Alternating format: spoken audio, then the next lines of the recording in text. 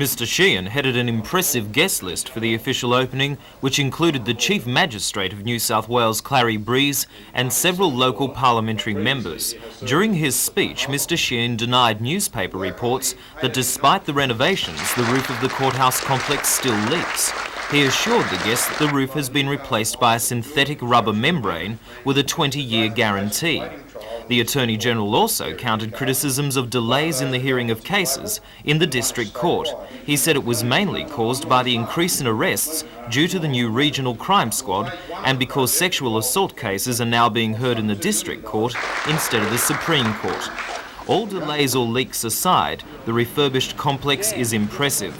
$3.7 million has been spent upgrading the 3 buildings containing 8 courtrooms. The renovation of the 1890 and 1964 buildings involved upgrading the electrical services, installation of sound recording in all courtrooms, carpeting and air conditioning.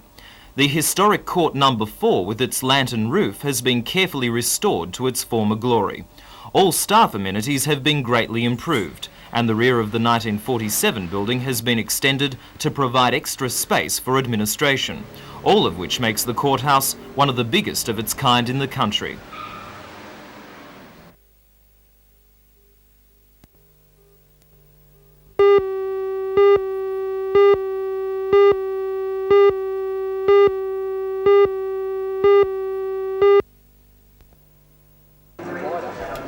The exhibits in the show at a former wool store building in Hannell Street are valued at around $2 million. 122 cars from around the state are competing for trophies over the weekend. The show is not only for hot rods. Motorcycles, drag and custom show cars are also on display, and with some vehicles estimated at $45,000, it can be an expensive hobby. Hot rods and custom cars have been around for years and have always been a great favourite of motorists. But are they losing their popularity? They're still very popular. You may not see them on the street as regularly as you used to, but certainly when you walk around the show here today, there's probably 60 street rods, a lot of street machines, a few vans and bikes, definitely still popular. A lot of money goes into the cars. Are they just expensive toys or are they for the road? When you talk to some of the owners, they probably treat them better than they treat their kids. But they're practical, they're built to drive around, and most of them are registered and regularly driven.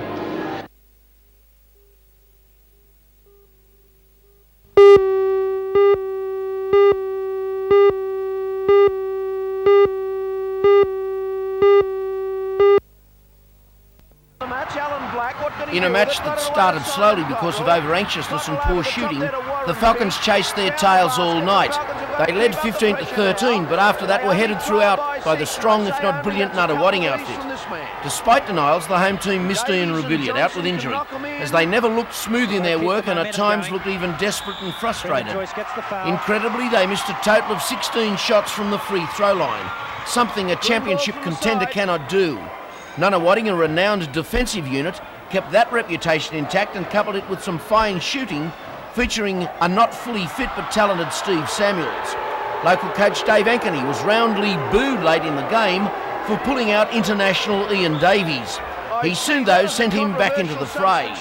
The Falcons came home well, and it's a pity that that commitment was not in evidence at the opening whistle. The ball moving, look for the good shot. Howell gets the rebound.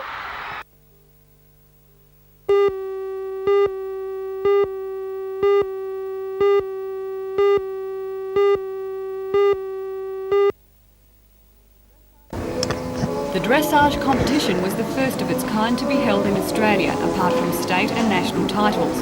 29 horses and riders were put through their paces in 4 internationally recognised dressage categories. Competition organisers, the Dressage Council of New South Wales, the Hunter Valley Dressage Association and the New South Wales Equestrian Centre hope it will lead to more Australians taking part in competitions overseas. This sort of event we're hoping to develop into an annual event where it's an event where there is just international level dressage competed on the day. There's no other lead-up dressage at all. It's just all international level. And what's the standard of dressage like in Australia at the moment? Well, it's This year, or last year, was the first time we ever had a dressage rider compete at the Olympic Games, and it's growing from there, where we hope that we'll send a team to the World Championships next year and then a squad to the next Olympic Games in Seoul. Organisers said some potential Olympians emerged from yesterday's events. Winner of the first dressage category, the Prix St George's, was won by Joy Seacombe from Ebor on her horse Thorn. The pair proved a strong combination, also winning the second category, Intermedia 1. Intermedia 2 was won by Judy Dirks from Sydney on her mount Gallabay. The pair also won the fourth and highest category, the Grand Prix, with a score of 60.53%.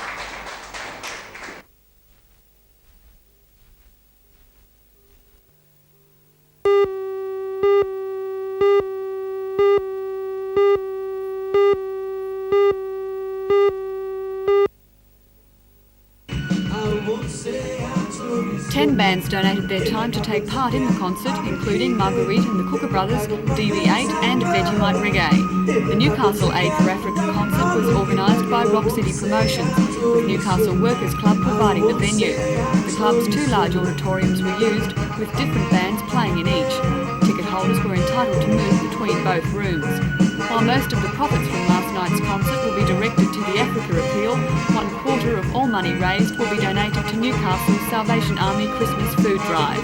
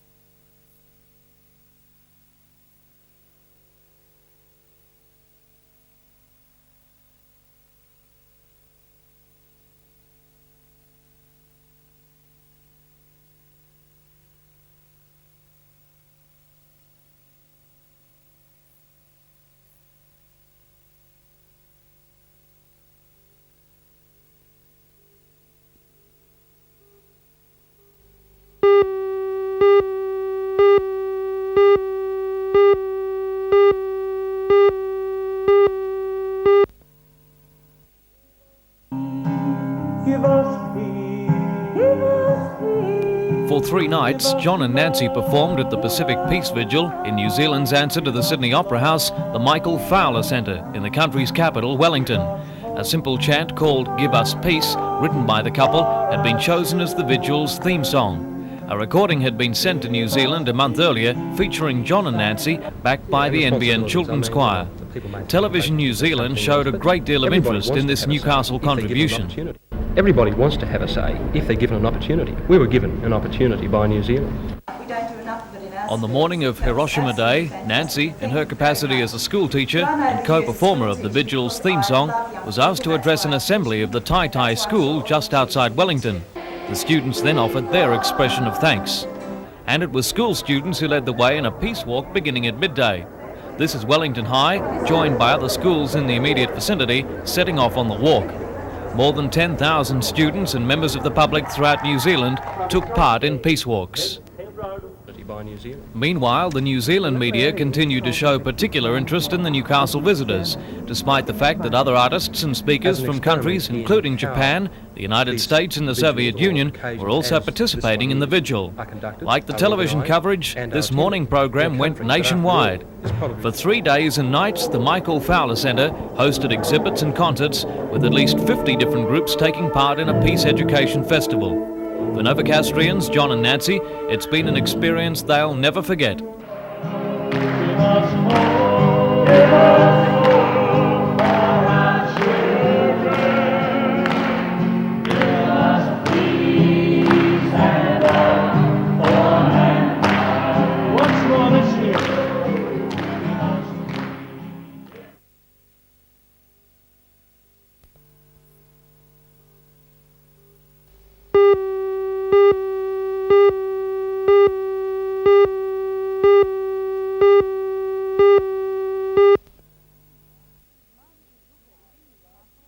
Rizuka is in Newcastle until the end of this month when she returns to New York.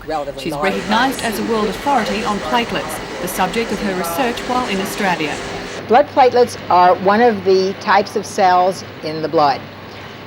Blood is composed about half of red blood cells, which are relatively large, although they're 1 billion and a little bit of blood, and then white cells that are a defense against infection, and then platelets, which are small fragments of cells, and that's what I devote my life to. What research are you carrying out in Newcastle? We're trying to see how platelets come to stick if you push blood through a column of glass beads. Sounds very esoteric, but it happens to be one of the few test tube tests for a blood protein which is deficient in a fairly common hemorrhagic disease called von Willebrand's disease. So we're trying to understand better how this von Willebrand factor works. First of all, in making the platelets stick into this column of glass beads, but also obviously by inference in the body. Apart from providing information about von Willebrand's disease, Dr. Zucker says the research also relates to heart attacks and strokes. It's very likely this protein may be involved also when platelets stick to the walls of damaged blood vessels, such as in the heart blood vessels, the coronary vessels in people with heart disease, and help to cause the disruption, the disturbance, the abnormality in the coronary blood vessels, probably also in stroke. How important is this research to combating heart disease and strokes? Well, that's always a very hard question because very few things are directly related. Everything is peripheral in a way. But I think that anything we learn about the function of this protein will very possibly contribute to our understanding of how you get arteriosclerosis, atherosclerosis, which is surely the cause of most heart disease and strokes.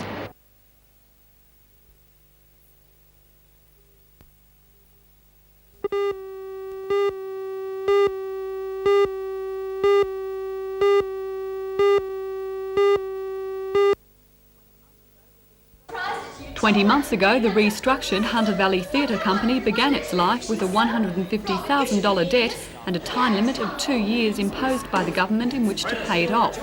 Thanks to fundraising events and box office successes like Private Lives, the company has achieved its goal. It's even 4 months ahead of time, which means it has kept its part of the bargain and will retain its government subsidy. Administrator Marion Sinclair says the company intends to keep on progressing. I think that we can expect to see larger productions, bigger cast sizes, perhaps more lavish sets. We're planning next year at the moment. We won't be able to release full details until we know the full extent of our government subsidy, which will be in November and December. But I think that there'll be some exciting things coming up.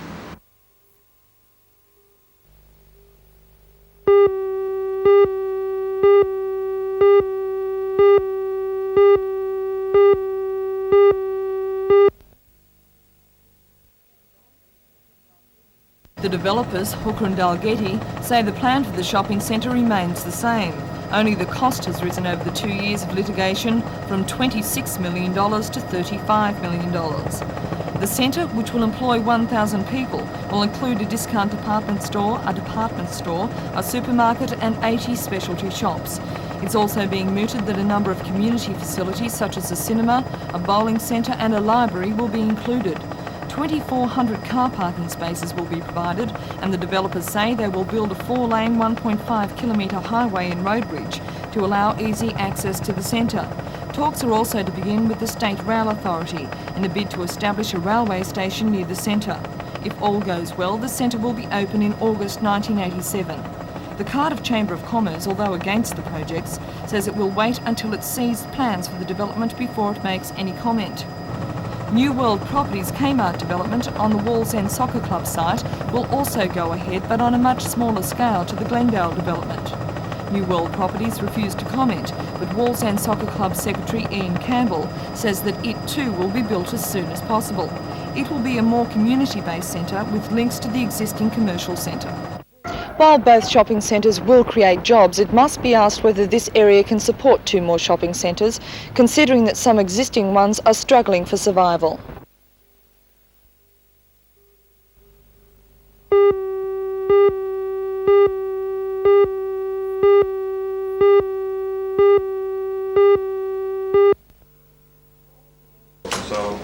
Politicians, businessmen, medicos and unionists were on hand to see the plans of a hospital that will, according to the Health Department, go a long way towards solving the health service problems in Newcastle.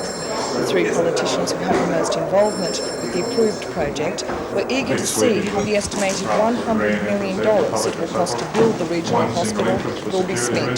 The hospital will house the regional obstetrics, paediatric and high technology units, and it's hoped the Newcastle Teaching Hospital will be commissioned in 1990.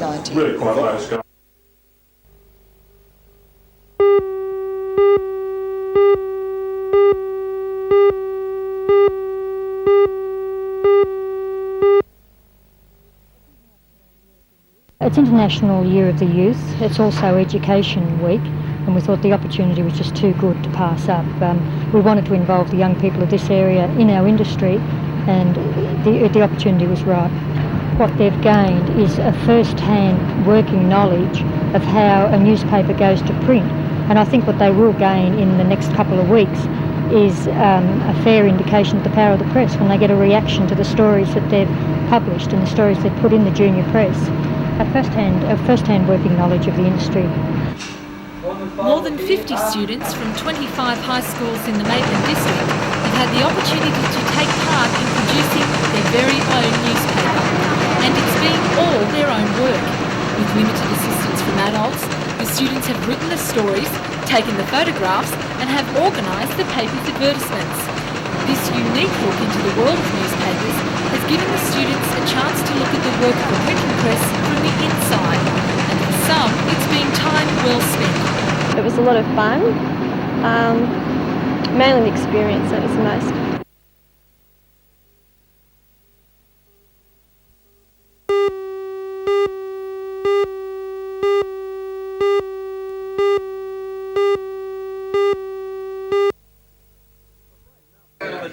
Of Mountain's extensive association with the brewing industry, the past 23 years has been in Newcastle. For the past 15 years, he's been the regional manager of Tui's Brewery and has long been one of the industry's most popular figures in the Hunter. He's worked in breweries in Sydney and Newcastle since he left school. His popularity was obvious at his farewell at the brewery in Cardiff this afternoon, where a group of friends and fellow employees turned out for, you guessed it, an ale or two to say goodbye. Ray himself is also partial to the odd drink and believes his association with the industry will continue after his retirement.